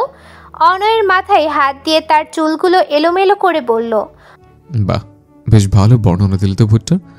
নির্ঘাত তুই একদিন ভুট্টা বিজ্ঞানী হবে। অনয়ের চোখে মুখে গম্ভীরতার ছাপ ফুটে উঠল রাতারাতি। তরুণের বক্তব্যের প্রতিবাদ করে সে বলে উঠল। তরুণের দৃষ্টি তীক্ষ্ণ হলো, থমথমে কণ্ঠে সে বলল, এই তোর ভুট্টা কুমারী হওয়ার যোগ্যতা রাখে না। হে, আপাতত আলু কুমারী ঠিক আছে। অনয় নাক মুখ কুচকাল, আঙুল তুলে বলল, কিন্তু আমার আলোকিত পুক্ত কুমারীর মতো সুন্দর। তরুণ চোখ ছোট ছোট করে তাকালো অনয়ের পানে, অতঃপর বলল, তুই কি বলছিস সুন্দরের? আমার ভক্ত কুমারীকে। অনয় বেশ ভাব নিয়ে বলল কথাটা। অবাক হলো তরুণ, এইটুকু ছেলের কি উত্তর? আজকালকার বাচ্চাগুলো বয়সের তুলনায় অধিক বোঝে, এরা যেন পেট থেকেই পেকে বেরিয়ে আসে। তরুণ মুখ বাঁকালো, ভেঙচি কেটে বলল, এসেছে আমার ভুট্টা কুমার। আরোহী তোর ভুট্টা কুমারী হবে না, অন্য কাউকে খুঁজে নে। অনয় যেন মানতে পারল না তরুণের কথা। গুটি গুটি পায়ে এসে সে দাঁড়ালো আরোহীর পানে, ছোট্ট ছোট হাতে জড়িয়ে ধরল মেয়েটার কোমর, কণ্ঠে জোর দিয়ে বলল, আলোপ্রি আমার ভক্ত কুমারী, আর কাউকে লাগবে না। কপালে ভাঁজ ফেলল তূর্ণ। একটুখানি পুচকে ছেলে দুনিয়ায় পা রাখতে না রাখতেই তার জিনিসের দিকে নজর দেওয়া শুরু করেছে। ভাগ্যিস এই ছেলের জন্ম আরোহীরও অনেক পরে, নয়তো আরোহীকে নিয়ে নির্ঘাত তার সাথে তৃতীয় বিশ্বযুদ্ধটা বাঁধিয়ে দিত। অবশ্য এখনই বা কম করছে কিসে। তূর্ণ কিঞ্চিত ধমকের স্বরে অনয়কে বলল, হাব, কোত্থেকে এসছে আমার ভুট্টা কুমার? ধরে যা, আরোহীকে আমি তোকে দেব না। ব্যাস হয়ে গেল। তূর্ণের এইটুকু ধমকেই নাকের পানি চোখের পানি এক করে ফেলল অনয়। চিৎকার করে কেঁদে উঠে দৌড় লাগালো তাহমিনা বেগমের কক্ষের পানে। যেতে যেতে কণ্ঠ উঁচিয়ে বলল, দাদি, তুন্ন ভাই আমাকে বকছে, আবার ধমক দিয়েছে। তূর্ণ ওষ্ঠ বাঁকালো, ভেঙিয়ে বলল, দাদি, তোর ভাই আমাকে বকেছে, আবার ধমক দিয়েছে। হাত পা এখনো পেটের মধ্যে, এখনো এসেছে আমার শত্রুতা করতে। যত সব আজব পাবলিকে ভর্তি পারি ঘর। তরুণের এহেন বাচ্চাদের ন্যায় আচরণে বিরক্ত হলো আরোহী। একটুখানি বাচ্চা ছেলে, তার সাথেও ঝামেলা পাকাচ্ছে এ লোক। তরুণের ব্যবহার নিতান্তই ছেলে মানুষই এবং বাচ্চাদের বিরক্ত করা ব্যতীত আর কিছুই মনে হলো না আরোহীর নিকট। কপাল কুঁচকেই মেয়েটা বলল, ওইটুকু ছেলের সাথেও আপনার ঝামেলা না করলে হয় না তূর্ণ ভাই? বুদ্ধিশুদ্ধি কি সব লোপ পেয়েছে আপনার? তরুণ ঘুরে তাকালো আরোহীর পানে, চোখ বড় বড় করে বলল, প্রথমে আমাকে বদমাইশ বললে, তারপর আমাকে মিথ্যা বললে, এখন আবার আমার বুদ্ধি নেই তুই প্রশ্ন তুলছিস। আরোহীর বিরক্তি বোধ বাড়ল। এক প্রকার তাকে বাসা থেকে জোর জবরদস্তি করে তুলে এনেছে লোকটা। এখানে এসে আবার ঝামেলা পাকালো অনয়ের সাথে। এখন আবার সে বলছে এক আর এক কথা, ঘুরিয়ে নিতে চাইছে আরেক দিকে। আরোহী নিজের বিরক্তি বোধ নিয়েই পা বাড়ালো অন্যদিকে। অমনি পিছন থেকে খপ করে তার হাতটা ধরে ফেলল তূর্ণ। ওষ্ঠ বাঁকিয়ে বলল, কোথায় যাচ্ছিস? তোর যে আমার থেকে এখন অনেক শাস্তি পাও না? এই পর্যায়ে আরোহীর হৃদয়ে কিচ্ছিত ভীত হলো। এই শান্তির ব্যাপারটা সে তো ভুলেই গিয়ে বসেছিল। এখন আবার এই লোক তাকে কি না কি শাস্তি দেয় কে জানে। আরোহী ঢোক গিল, ভীত স্বরে শুধালো, কি শাস্তি? তূর্ণ জবাব দিল না কোনো। মেয়েটার হাত টেনে নিয়ে গেল নিজের কক্ষের বারান্দায়। সেখানে কিছু বেলি ফুল গাছের চারা দেখিয়ে বলল, প্রথমে ফ্রেশ হবি, তারপর সুন্দর পরিপাটিভাবে বাগান থেকে মাটি এনে আমার এই বেলি ফুল গাছের চারাগুলো রোপণ করবে। থামলো তূর্ণ, দুই হাত তুলে হাই দিতে দিতে বলল, আমি এখন একটু ঘুমাবো না। গতকাল রাতে তোর যন্ত্রণা একটু ঠিকভাবে ঘুমাতে পেরেছি, আর না আজ সকালে পেরেছি। তুই তোর কাজ শুরু কর, আমি গেলাম। তূর্ণ চলে গেল। তবে বেলি ফুলের চারা রোপণের শান্তি পেয়ে খুশি হলো আরোহী। শান্তি হলেও তার মনের মতো একটা কাজ পেয়েছে। পৃথিবীর বুকে বসবাসরত আমরা সবাই আলাদা আলাদা চিন্তাধারার অধিকারী। সবার পছন্দ অপছন্দ আলাদা। এই যেমন ফুলের ক্ষেত্রেই কারো পছন্দ গোলাপ, কারো পছন্দ বেলি, কেউ আবার ডেইজি পছন্দ করে, আবার কেউ টিউলিপ। সেক্ষেত্রে আরোহীর পছন্দ গোলাপ এবং বেলি। ছোটবেলা থেকেই কেমন যেন এই ফুল দুটোর প্রতি আলাদা একটা টান অনুভব করে আরোহী। কোথাও গিয়েছে আর এই ফুল দুটো চোখে পড়েছে, কিন্তু সে এমন কখনো হয়নি। একটাকে রেখে সে কখনো অন্যটাকে বাছাই করতে পারে না। আরোহীর সর্বদাই মনে হয় গোলাপ হলো ভালোবাসা, যা নিজের সৌন্দর্যকে ছড়িয়ে দিতে পুলকিত করে হৃদয়কে। আর বেলি হলো মায়া, যা নিজের সুবাস ছড়িয়ে আলোড়ন সৃষ্টি করে হৃদয়ে। আর সেই ফুল দুটোর চারা দ্বারাই নিজের কক্ষের বারান্দা ভরে রেখেছে তূর্ণ। এই বাড়ির বাগানেই কিন্তু গোলাপ এবং বেলি দুটো গাছই রয়েছে। তবুও তূর্ণ যে কেন আলাদাভাবে তার কক্ষের বারান্দা ভরে রাখে এই দুটো গাছে জানা নেই আরোহীর। কিন্তু বেলি গাছগুলোতে যখন ফুল ধরে আর মৃদু বাতাসে তার সুগন্ধ ভেসে আসে এই কক্ষে, তখন পুরো কক্ষটা যেন স্বর্গীয় এবং এক অনুভূতি অনুভব করায় মেয়েটাকে। ইচ্ছে হয় সারা দিন এই কক্ষে বসে থাকতে, তবে তূর্ণ তা কোনো কালেই হতে দেয় না। গোলাপ গাছে বা বেলি গাছে কুড়িয়ে আসলেই এই কক্ষের আশেপাশে আর কাউকে আসতে দেয় না তূর্ণ, আরোহীকেও না। সময় গড়ালো কিছুটা, দুপুর হয়ে এসেছে। আকাশের সূর্যটা ধীরে ধীরে ধরা দিতে শুরু করেছে উজ্জ্বল হয়ে। ঘন্টা দুয়েকের মতো ঘুমিয়ে তূর্ণের ঘুম ভাঙল মাত্রই। একটু সময় নিয়ে সে উঠে বসলো বিছানায়। আশেপাশে চোখ ঘুরিয়ে খুঁজল আরোহীকে। মেয়েটা কি এ কক্ষে আছে এখনো, নাকি বেরিয়ে গেছে? তূর্ণ বিছানা ছেড়ে এগিয়ে গেল বারান্দার পানে। না, মেয়েটা নেই কোথাও। বেলি গাছের চারাগুলো বেশ পরিপাটিগুলো রোপণ করা, হয়তো নিজের কাজ শেষে বেরিয়ে গেছে কক্ষ থেকে। তূর্ণ আর বেশি ঘাটল না, চারিদিকে একবার চোখ বুলিয়ে ওয়াশরুমের পানে গেল ফ্রেশ হতে। এই প্রায় দুপুরে বাড়ির বউরা অর্থাৎ তুর্য চৌধুরীর স্ত্রী পৃথা, তৌফিক চৌধুরীর স্ত্রী ইসরাত, তারেক চৌধুরীর স্ত্রী অনন্যা, তিনজনেই রান্নাঘরে হাতে হাতে বেশ মুখরোচক খাবার তৈরিতে ব্যস্ত তারা। মাঝে মাঝেই সাপ্তাহিক ছুটির দিনে গৃহে এমন মুখরোচক খাবারের আয়োজনের হিড়িক লাগায় গৃহিণীরা। তাদের কর্তারাও এই হিড়িকে বেশ খুশি। বাড়ির বউদের রান্নার ব্যস্ততার এই ক্ষণেই আবার তাহমিনা বেগমের কক্ষে আড্ডা বসিয়েছে বাড়ির মেয়েরা। আড্ডার এক পর্যায়ে হুট করেই আরোহীর চুল টেনে ধরলেন তাহমিনা বেগম।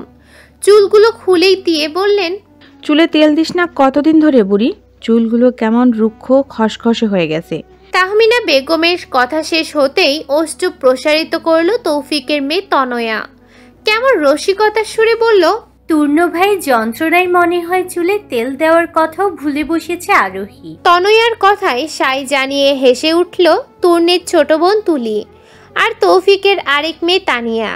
আরোহী আর তনয়া প্রায় সমবয়সী এবং এক শ্রেণীতেই পড়াশোনা তাদের। তবে তুলি আর তানিয়া আবার তাদের তুলনায় বয়সে কিছুটা ছোট। তারা দুজনেই বছর 10ম শ্রেণীতে। তাহমিনা বেগম একটু উল্টে পাল্টে দেখলেন নাতনির রুক্ষ চুলগুলো, কপাল কুঁচকে বললেন, ফ্রিথার থেকে চুলের আয়ুর্বেদিক তেলের বোতলটা নিয়ে আয় তো কেউ। মেয়েটা কি অবস্থা করেছে সুন্দর চুলগুলোর। তুলি উঠে দাঁড়ালো, বলল, আমি আনছি এক্ষুনি। আরোহীও উঠে দাঁড়ালো সাথে সাথে। তুলিকে বাধা দিয়ে বলল, আমি আনছি, তোর যেতে হবে না। সাথে একটু এও দেখে আসি মামিরা আজ কি কি রান্না করছে। কথাটা বলি পরপর খোলা চুলে দৌড়ে কক্ষে থেকে বেরিয়ে পড়ল মেয়েটা। তবে পথিমধ্যেই বাঁধল বিপত্তি। বেখেয়ালি তে দৌড়াতে গিয়ে কারোর সাথে ধাক্কা খেয়ে ছিটকে পড়ল সে মেঝেতে। হকচকিয়ে উঠল মেয়েটা, সাথে কিঞ্চিত ব্যথা পেল কোমরেতেও। তৎক্ষণাৎ কোমর চেপে ধরল আরোহী। চোখ তুলে সম্মুখে তাকাতেই দেখা পেল তূর্ণের। কেমন অদ্ভুত দৃষ্টিতে সে তাকিয়ে আছে। আরোহী কপাল কুচকালো, সব স্থানেই কেন এলো। কাল রাত থেকে যেন তূর্ণ তার কপালে শনি হয়ে দাঁড়িয়েছে। এমনই যা করার তা তো করেছেই, এখন ধাক্কা খেলো তাও এর সাথে। আরোহী উঠে দাঁড়ালো, বিরক্তি দিয়ে বলল, দেখে হাঁটতে পারে না তূর্ণ ভাই, দিলেন তো আমায় ফেলে। তূর্ণ কপাল কুচকালো, আরো কিছুটা সময় নিয়ে চেয়ে রইল আরোহীর পানে। অতঃপর হুট করেই বুকে হাত দিয়ে বলল, তুই এইভাবে দিনে দুপুরে চুল খোলা দিয়ে পেতনের মতো ঘুরে বেড়াচ্ছিলি কেন আরোহী? আরেকটা হলে তো আমি হার্ট অ্যাটাক করে বসতাম। আরোহী কটমট করলো। এই লোক যে অভিনয় করেছে তা বুঝতে বাকি নেই। একটা মানুষ কিভাবে যে এত অভিনয় করতে পারে তা ভেবে পায় না মেয়েটা। আরোহীর আর এই মুহূর্তে এই বদ লোকের সাথে কথা বাড়াতে ইচ্ছে হলো না। কত বড় সাহসের তাকে পেতনি বলেছে। যেখানে চুল খোলা দিলে অন্যরা তাকে বলে অপ্সরা লাগছে, সেখানে বলছে পেতনি লেগেছে। বদমাইশ লোক একটা। আরোহী রাগে গজগজ করতে করতে তূর্ণের পাশ কাটলো। কিছুটা দূরে গিয়ে আবার ফিরে তাকালো পেছনে, গলা বাড়িয়ে বলল, আমাকে পেতনি বললেন না, দেখবেন আপনার বউ একটা পেতনি হবে। তূর্ণ চোখ গরম করলো, তেড়ে গিয়ে বলল, কি বললে আবার বলতো? আরোহী দাঁড়ালো না আর এক মুহূর্ত। এক দৌড়ে সে চলে গেল রান্নাঘরের পানে। তূর্ণ হেসে ফেললো, মাথা চুলকে বলল, আসলে আমার বউ একটা পেতনি হবে। সূর্যটা মাথার উপরে। বাড়ির বয়োজ্যেষ্ঠ পুরুষেরা খাবার টেবিলে খেতে বসে পড়েছে ইতিমধ্যেই। টেবিল এখন তুর্য, তৌফিক, তারেক, আরুশ, ইমনের দখলে। আর দৌড়ঝাঁপ করে তাদের খাবার পরিবেশন করছে পৃথা, ইসরাত, অনন্যা, ইরা এবং ইমনের স্ত্রী লাবণী। সকলের শরীরেই আজ ভাঁজ ভাঙা নতুন শাড়ি জড়ানো। একটা উৎসব ভাব ফুটিয়ে তুলতে বোধহয় এই সাজগোজ। পৃথা সকলকে খাবার দিতে দিতে গিয়ে দাঁড়ালো তুর্যের পাশে, নম্র কণ্ঠে শুধালো, আপনাকে আর এক পিস মাছ দিব? তুর্য মানল না, চোখের ইশারায় তবুও নিজে ঝুঁকতে বলল। পৃথা আশেপাশে তাকালো, অতঃপর সকলের চোখের আড়ালেই ঝুঁকলো একটু। তুর্য আশেপাশে চোখ বোলালো একবার, নিচু স্বরে বলল, তোমাকে ভীষণ সুন্দর লাগছে আজ। আমি জানি বুড়ো বয়সে এসেও আবার নতুন করে তোমার প্রেমে পড়লাম প্রিয়তমা। নিচু স্বরে বললেন। পৃথা লজ্জা পেল, এই লোকটার ভালো হলো না। আগেও ঠোঁটকাটা নির্লজ্জ লাগামহীন ছিল, এখনো তাই আছে। মানুষের বয়স বাড়লে নাকি তার ভিতরে একটা ভার্ভিকতা চলে আসে, কিন্তু এ লোক বুড়ো হওয়ার পরও শুধালো না। পৃথা আর চোখে একবার সবার পানে তাকিয়ে দেখলো কেউ তাদের কথা শুনেছে কিনা। না, বোধহয় শোনেনি। সবাই নিজের ভাবে খেতে শুরু করেছে।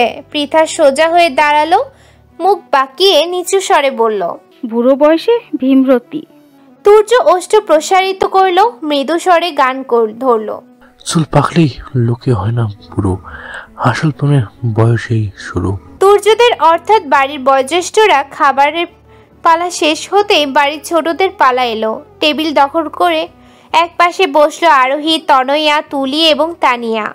আর অন্য পাশে বসলো তূর্ণ, তৌফিকের ছেলে নাহিয়ান, ইমনের দুই ছেলে ইমদাদ এবং ইনান। এদের মধ্যে তূর্ণ সবার বড়। নাহিয়ান এবং ইমদাদ পিঠোপিঠি হলেও ইনান এবং আরোহীদের তুলনায় বড়।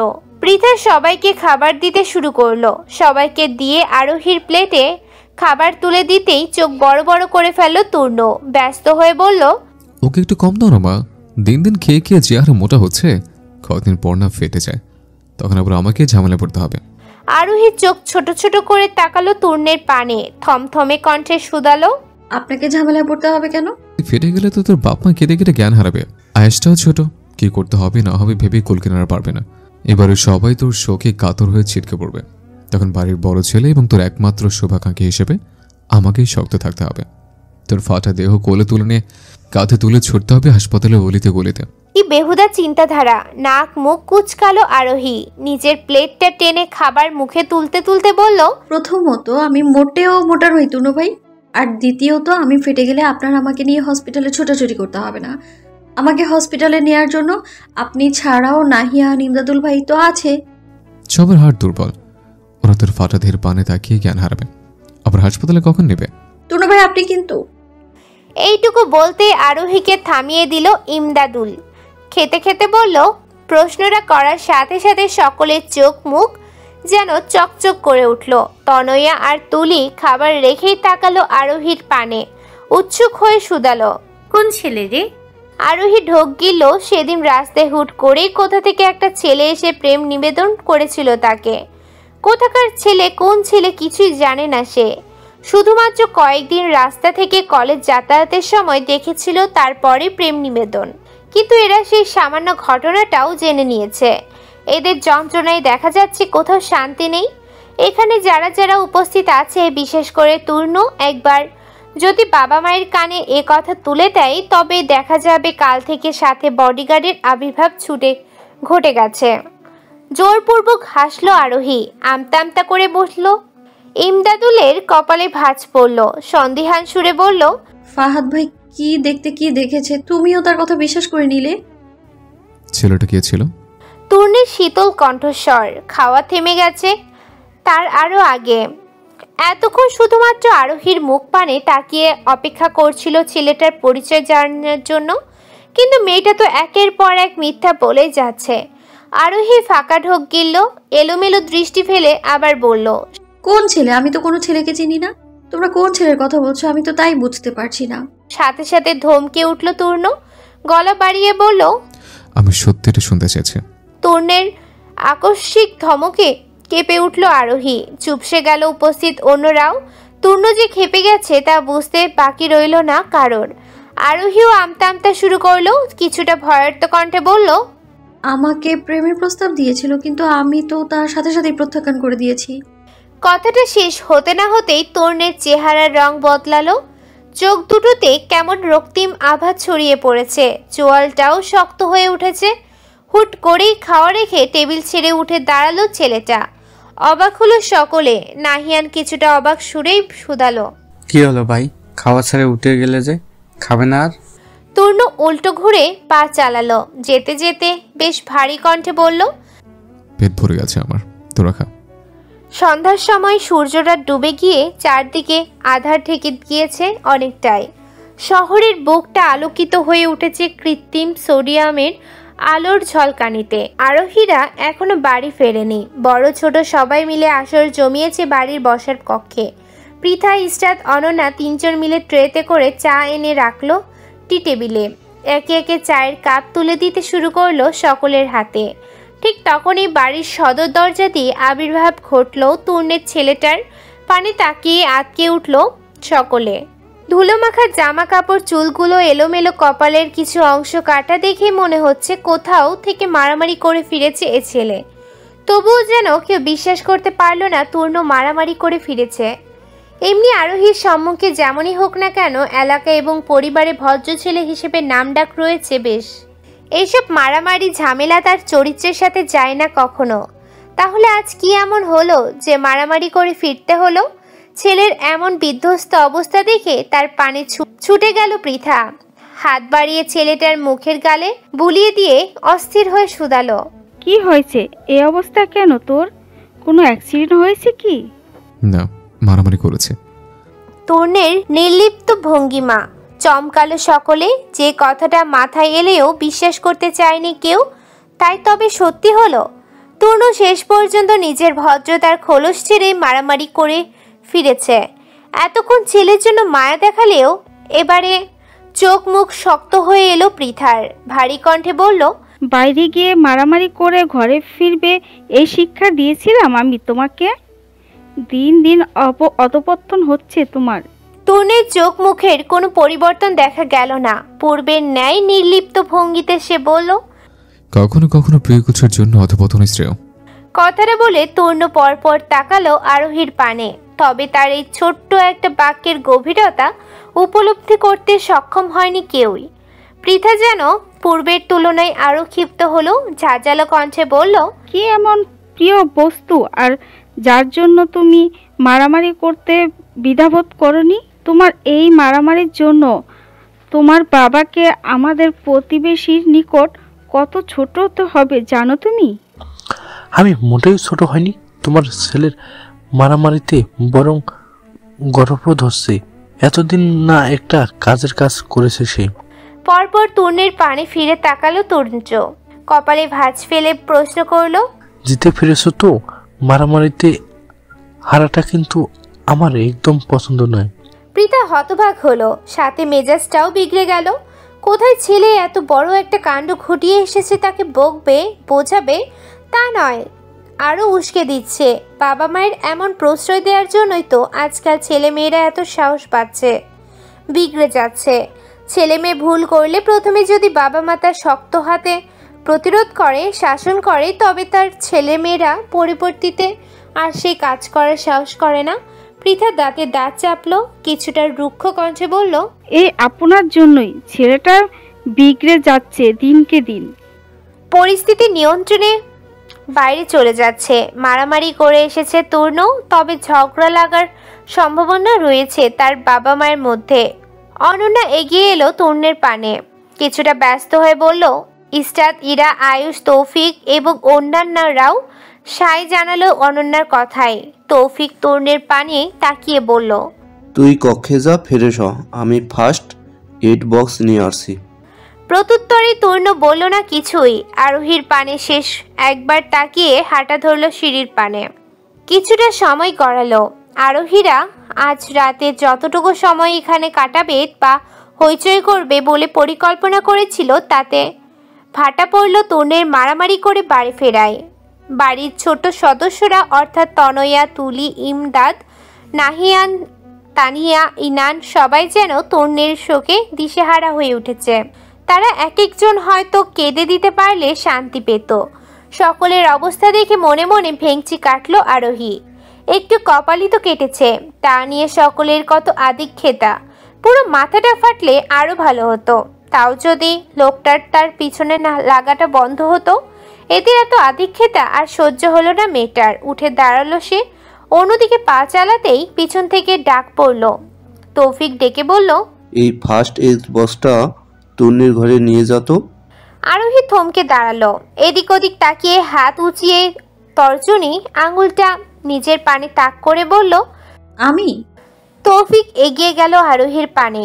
ফার্স্ট এইড বক্সটা মেয়েটার হাতে ধরিয়ে দিয়ে বলল, হ্যাঁ তুই নিয়ে যা, আমার হঠাৎই একটু কাজ পড়ে গেছে, সেখানে যেতে হবে আবার।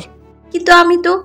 আরোহীর কণ্ঠে তোলা বাক্যটা পুরোপুরি শেষ করতে দিল না তৌফিক। ব্যস্ত হয়ে বলল, তাড়াতাড়ি নিয়ে যা, ছেলেটা বোধহয় অপেক্ষা করছে। তৌফিক চলে গেল। হতাশ হলো না আরোহী। যারা দেখতে পারে না তার সম্মুখে ঘুরে ফিরে যেতে হয় তাকে। কিন্তু কি আর করার, যেতে তো হবেই। বড়দের কথা ফেলা নিশ্চয় কোনো ভালো মেয়ের কর্ম নয়। ফোঁস করে একটা নিঃশ্বাস ফেললো আরোহী। অতঃপর ফার্স্ট এইড বক্সটা হাতে নিয়ে হাঁটা লাগালো তূর্ণের কক্ষের পানে। ফোঁস করে একটা নিঃশ্বাস ফেললো আরোহী। অতঃপর ফার্স্ট এইড বক্সটা হাতে নিয়েই হাঁটাত লাগালো তূর্ণের কক্ষের পানে। কিছুটা সময়ের ব্যবধানেই কক্ষের সম্মুখে গিয়ে দাঁড়ালো মেয়েটা। দরজাটা চাপানো। আরোহী ভদ্রতা বজায় রেখে হাত উঁচিয়ে টোকা দিল দরজায়। গলার স্বর বাড়িয়ে ডাকলো, তূর্ণ ভাই, তূর্ণ ভাই। ভিতর থেকে কোনো সারা শব্দ পাওয়া গেল না। তবে কি তূর্ণ ভিতরে নেই? একটু আগেই তো সকলের সামনে থেকে কক্ষে এলো ছেলেটা। তাহলে এতটুকু সময়ের মধ্যে কোথায় উধাও হয়ে গেল? আরোহী আরও কিছুটা সময় নিয়ে ডাকলো তূর্ণকে। কোনো সারা শব্দ না পেয়ে অবৈধ হয়েই এবার কোনো অনুমতি না নিয়েই দরজা ঠেলে ঢুকলো কক্ষের ভিতরে। আশেপাশে তাকিয়ে তূর্ণকে খুঁজতে খুঁজতে কর্ণে ভেসে এলো ঝুমঝুম পানির আওয়াজ। আরোহী কান খাড়া করলো। ওয়াশরুম থেকে আসছে আওয়াজটা। তূর্ণ বোধহয় ওয়াশরুমে আছে তাহলে। যাক, একদিক থেকে ভালোই হয়েছে। এই সুযোগে এই বক্সটা রেখে কেটে পড়া যাবে। পরে জিজ্ঞেস করলে না হয় বলে দিবে। আপনাকে রুমে পাইনি, তাই ফার্স্ট এড বক্সটা রেখে চলে এসেছি। যেমন ভাবনা তেমন কাজ। আরোহী হাতের ফার্স্ট এইড বক্সটা বিছানার উপর রেখে পেছন ঘুরলো চলে যাওয়ার উদ্দেশ্যে। কিন্তু পিছন ঘুরতে চমকে উঠল মেয়েটা। তূর্ণ শুভ্র রঙা একখানা তোয়ালে দ্বারা মাথা মুছতে মুছতে ওয়াশরুম থেকে বেরিয়ে এসেছে। সদ্য গোসল সেরেছে বোধহয়। পরনে তার একটা কালো রঙা ট্রাউজার মাত্র। নগ্ন দেহের উপরিভাগ ফর্সা বঙ্গে মুক্ত ডানার ন্যায় বিন্দু বিন্দু পানিকণা স্পষ্ট। সাথে কিছু কাটা ছেঁড়াও দাগ। আরোহীর হৃদস্পন্দন গাঢ় হলো। উন্মুক্ত পুরুষ দেহ উত্তাল করলো তার হৃদয়। এ কি হচ্ছে? এমন কেন হচ্ছে? আরোহীর এই বাহিনীতে যাতায়াত ছোটবেলা থেকে। তূর্ণকে এভাবে উন্মুক্ত দেহের দেখেছে দু একবার। কই, তখন তো এমন হয়নি। আরোহী চেয়েও নিজের চোখ সরাতে পারছে না। বেহায়া নির্লজ্জের ন্যায় চোখ দুটো বারবার তূর্ণের উন্মুক্ত শরীরেই আটকে যাচ্ছে। কিঞ্চিত সময় নিয়ে মেয়েটা তাকিয়ে রইল তূর্ণের পানে। অতঃপর হুট করেই হাত উঁচিয়ে নিজের চোখ চেপে ধরল মেয়েটা। ব্যস্ত হয়ে বলল, আমি কিছু দেখিনি। তূর্ণ পাত্তা দিল না আরোহীর কথা। ভাবলেশীনভাবে এগিয়ে গেল আলমারির পানে। সেখান থেকে একটা টি শার্ট বের করতে করতে বলল, তোকে দেখতে বারণ করেছে কে? আরোহী অবাক হলো।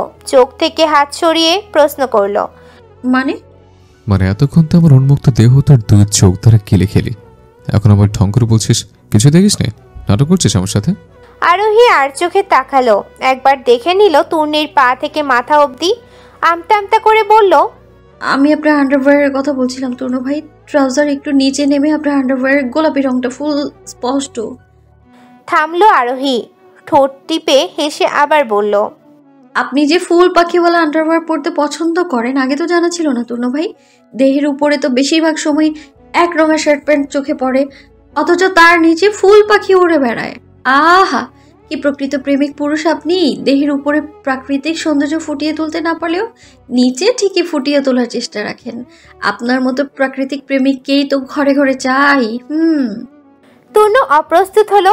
চোখ নামিয়ে কোমরের পানে তাকাতেই চোখে পড়ল সত্যি ট্রাউজার নিচে নেমে তার আন্ডারওয়্যার দৃশ্যমান। সবচেয়ে লজ্জাজনক ব্যাপার হলো আন্ডারওয়্যারের গোলাপি রঙা 2-4টা ফুল স্পষ্ট। ভিতরে লজ্জা মুচড়ে পড়ল তূর্ণ। এই মেয়েটার সম্মুখেই এমন লজ্জাজনক ঘটনা ঘটতে হলো, তবে নিজের এই লজ্জা প্রকাশ করল না সে। দ্রুত ট্রাউজারটা টেনে উপরে তুলল। আলমারি থেকে একটা টি শার্ট বের করে জড়িয়ে নিল শরীরে। কণ্ঠ কিছুটা স্বাভাবিক রেখে বলল, ছি আরোহী, তুই তো দিন দিন লুচ্চা মহিলাদের খাতায় নাম লাগাচ্ছে। আপনি আমাকে লুচ্চা বলেন তূর্ণ ভাই? তূর্ণ এগিয়ে এলো আরোহীর পানে। হাত তুলে আঙ্গুল দ্বারা মেয়েটার কপালে একটা টোকা বসিয়ে বলল, তা বলবো না তো কি করবো? চোখ কোথায় কোথায় যায় তোর? আরোহী কপালে টোকা পড়া স্থানে হাত দিল। নাক মুখ কুচকে বলল, আমি কি ইচ্ছে করে দেখেছি নাকি? আপনার ট্রাউজার নিচে নেমে গিয়েছিল, তাই তো দেখেছি। এখানে আমার দোষ কোথায়? তোর দোষ তুই দেখবি কেন? তাহলে কি চোখ বন্ধ করে রাখবো নাকি? আশ্চর্য। হ্যাঁ ঠিক তাই, তোর চোখ বন্ধ করে রাখা উচিত ছিল। ফোঁস করে একটা নিঃশ্বাস ছাড়ল আরোহী। এই লোকের সাথে কথা বলে লাভ নেই কোনো। এর সাথে যাই বলবে তারই একটা পাল্টা অযৌক্তিক জবাব দিবে। আরোহী আর তেমন কথা বাড়ালো না। হাত দ্বারা ফার্স্ট এড বক্সটা দেখিয়ে বলল, ফার্স্ট এড বক্স রেখে গেলাম, ওষুধ লাগিয়ে নেবেন, আসছি আমি। কণ্ঠে তোলা বাক্যগুলোর সমাপ্তি ঘটিয়েই দরজার পানে পা বাড়ালো আরোহী। তূর্ণ কপাল কুচকালো, অতঃপর বলল, তুই কোথায় যাচ্ছিস? আরোহী থমকে দাঁড়ালো, পিছন ঘুরে বলল, বাইরে, তাছাড়া বাড়ি যেতে হবে, রাত হয়ে যাচ্ছে অনেক। তুই চলে গেলে আমার ওষুধকে লাগিয়ে দিবে। আরোহী ভেঙচি কাটলো, মুখ বাঁকিয়ে বলল, নিজের কাজ নিজে করতে শিখুন তূর্ণ ভাই। অন্যের উপর নির্ভর হয়ে আর কতদিন বাঁচবেন? তনু বিছানায় উঠে বসলো, তিরস্কার করে বলল, ছি আরোহী, তুই তো পাষাণ হলে কবে থেকে? দেখছিস একটা মানুষ অসুস্থ, কপাল কেটেছে, হাত পা ফেটেছে, অথচ তুই কিনা এখানে নির্ভরতা করছিস। থামলো তুর্য, আবার বলল, মেয়ে, তোকে তো আমি ভালো ভেবেছিলাম, কিন্তু তুই তো একটা আস্ত খচ্চর বের হলি। খচ্চর? এত বড় একটা কথা? আরোহী তেড়ে গেল তূর্ণের পানে। রেগে মেগে কিছু বলবে তার আগে ফার্স্ট এইড বক্সটা একটা মলম বের করে হাতে ধরিয়ে দিল মেয়েটার। নির্বিকার ভঙ্গিতে বলল, লাগিয়ে দে তাড়াতাড়ি। আরোহী কটমট করলো, দাঁতে দাঁত চেপে বলল, পারবো না আমি। মারামারি কে করতে বলেছে? কোনো ভদ্রঘরের ছেলেদের শুনেছেন কখনো মারামারি করতে? কিসের জন্য মারামারি করেছেন আপনি? তূর্ণের দৃষ্টি শীতল হলো। কিঞ্চিত সময় নিয়ে সে তাকিয়ে রইল আরোহীর পানে। অতঃপর আন মনেই বলল, তোর জন্য। আরোহী ব্রু কুচকালো, কপালে ভাঁজ ফেলে প্রশ্ন করল, মানে? তূর্ণের ধ্যান ভাঙলো, অপ্রস্তুত হলো সে। কথা ঘুরিয়ে বলল, ওষুধ লাগিয়ে দিবি নাকি তোর মাকে রাখবো? পরপর আবার হুমকির স্বরে বলল, দাঁড়া, ডাকছে এক্ষুনি। মামুনি। কিছুটা হক চকালো আরোহী। তার মাকে ডাকলে এখানে আবার আরেক ঝামেলা। এমনি তূর্ণ বলতে অজ্ঞান সে। মেয়েটা হাতে ওষুধ নিল, আলতোভাবে তা তূর্ণের কপালে লাগিয়ে দিতে দিতে বলল, এখানে আবার মাকে ডাকার কি আছে? আমাকে একটু সুন্দরভাবে বললেই তো হতো। তোর মতো পেতনির জন্য আমার সুন্দর কথা আসে না। আরোহী অগ্নি দৃষ্টিতে তাকালো তূর্ণের পানে, তবে বলল না কিছুই। আস্তে ধীরে কপালে গালে ওষুধ লাগিয়ে বলল, হয়ে গেছে।